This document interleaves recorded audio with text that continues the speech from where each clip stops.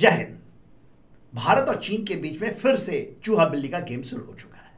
देखिए, last year 2024 में China ने रीसेट करने की ट्राई की और उसके बाद चीज़ें सब हुई। हम एससीओ में भी गए और में प्रधानमंत्री भी गए, पर फिर से ऐसा लगता है कि उसकी फितरत है, वो मानता नहीं।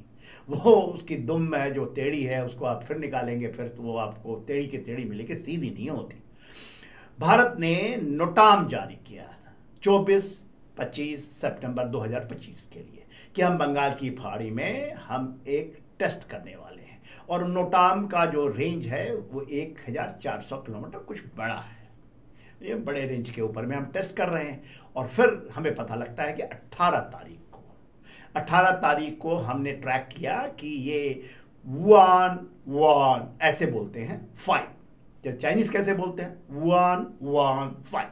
ये उनकी जो शिप है, और ये स्पाई शिप है, जासूसी करता है। ये हमें दिखाई दिया कि ये इंडोनेशिया की तरफ से भारत की तरफ बढ़ रहा है।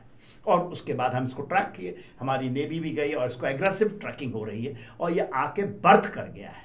आज के दिन में ये बर्थ किया हुआ है श्रीलंका का जो हम्बनटोटा जो पोर्ट है, 99 ईयर्स का उसका लीज लिया हुआ है चाइना ने, वहाँ आकर ये बर्थ कर जाता है। और हमने श्रीलंका को बताया कि ये हमारी सिक्योरिटी कंसर्न है, ये आपने गलत किया है। ये आज से 3 साल पहले 2022 में भी आया था, जब हम इस तरह की कोई टेस्टिंग करते हैं, और जब करते हैं बीच में ये नहीं दिखाई दिया था। इसके पहले भी हमने ऑपरेशन सिंदूर के बाद एक टेस्ट किया, तो ये दूर कहीं खड़े, ये तो नहीं, दूसरे शिप कहीं दूर खड़े थे, मगर ये आए नहीं थे हम्बनटोटा में। और श्रीलंका को बताने के बाद भी उन्होंने परमिट किया है, 1 वीक के लिए इसको परमिट किया है। और ये करता क्या है, ये जासूसी करता क्या है, और हम क्या करने वाले हैं। खबर तो ये है कि हमने तो नहीं बताया कि हम क्या करने वाले हैं, बस ऐसा आकलन है पूरे विश्व के अंदर में, इसकी बड़ी चर्चा है सामरिक क्षेत्र के अंदर में, कि भारत एक long range hypersonic anti ship missile को टेस्ट करने वाला है। क्योंकि एंटी शिप मिसाइल कैपेबिलिटी तो शायद अमेरिका के पास में भी शायद नहीं आई है, चाइना के पास में है। हाँ, तो हम ये करेंगे, एक्वायर करेंगे, तो इसलिए सबकी आंखें खड़ी हैं, क्योंकि ये एक्वायर हो जाता है। और भारत का जो हमारा शेप है, ट्रेंगुलर शेप, और हमारे पास अंडमान निकोबार है, लक्षद्वीप है, और हमारे ऊपर में ये एंटी शिप मिसाइल्स हों, तो भारत की धरती को यहाँ से कोई छू नहीं सकता। इंडियन ओशन रीजन में आप राज करेंगे, इसलिए कान खड़ी है और ये पहुँच चुका है। इसके बारे में हम ये बताते हैं कि ये जो शिप है उसकी क्या खासूसियत है। देखिए, 2007 में इसकी कमीशनिंग हुई थी, पीएलए नेवी का ये शिप है, और ये उनके 5वां नंबर है 115।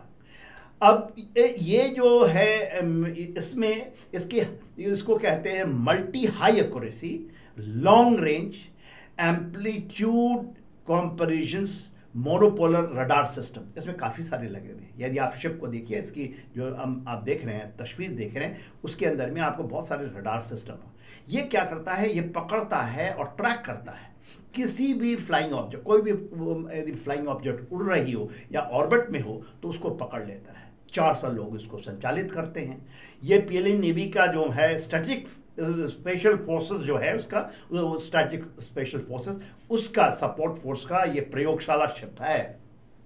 और ये सैटेलाइट को भी ट्रैक कर सकता है और आईसीबीएम को भी ट्रैक कर सकता है। तो ये एक प्रूवन इसकी ये है कि इसकी कैपेबिलिटी है। 80 इसने टास्क पूरे किए हैं पूरे विश्व के अंदर में, और जब भारत करता है तो कहीं दूर दराज से ये करता है, और इसकी कैपेबिलिटी है, दूर से भी पकड़ लेता है। जैसे मैंने बताया, 18 तारीख को हमने इसको ट्रैकिंग किया था, और उसके बाद हमने सिक्योरिटी कंसर्न बताए हैं।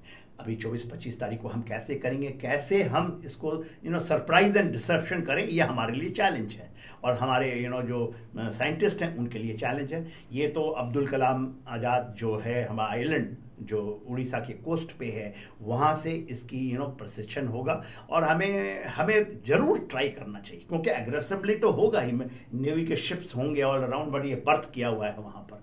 तो ये एक बहुत बड़ा हमारे लिए चैलेंज है, और हमें देखना है कि कैसे करते हैं। आप भी जरूर देखिएगा और कान करे रखिएगा, 24-25 आने ही वाला है, और देखिए कि क्या गेम होता है, कैसे गेम होती है, और क्या हम करते हैं प्रयोग, और कितने सफल होते हैं। जय हिंद।